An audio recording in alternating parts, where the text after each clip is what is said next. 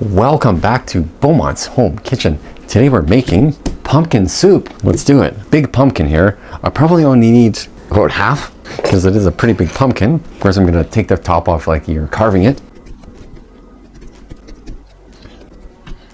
And of course, like the squash, we're going to roast the pumpkin. Be careful where you're taking the top off. And there it is. That's the top. Don't think I've actually made pumpkin soup.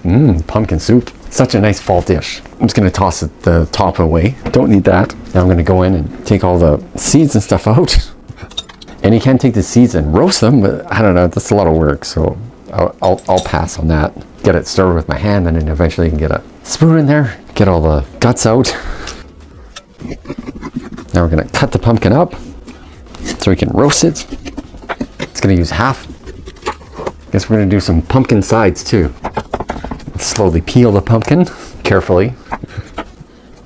Peeling the pumpkin. Grease pan there. Put a few chunks of peeled pumpkin on there. Squash is ready to go in the oven. I just put some Italian seasoning, fresh cracked pepper, and some salt. Olive oil on top. Roast it in the oven, 375 for 35 minutes till it's soft. Toss it in the oven.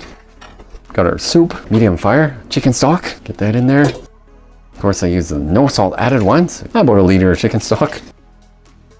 Just added a bit of water as well. Carrots and celery. Got some leeks. It's always good in soup. Onions.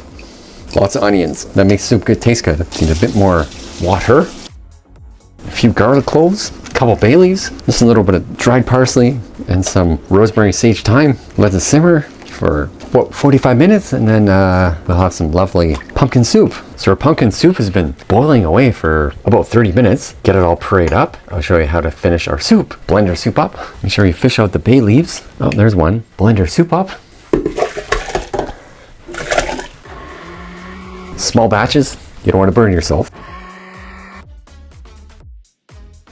That's a lot of pumpkin soup, and it doesn't freeze well, so that's a little tip about the soup. Okay, so we take our soup and dump it back into the pot.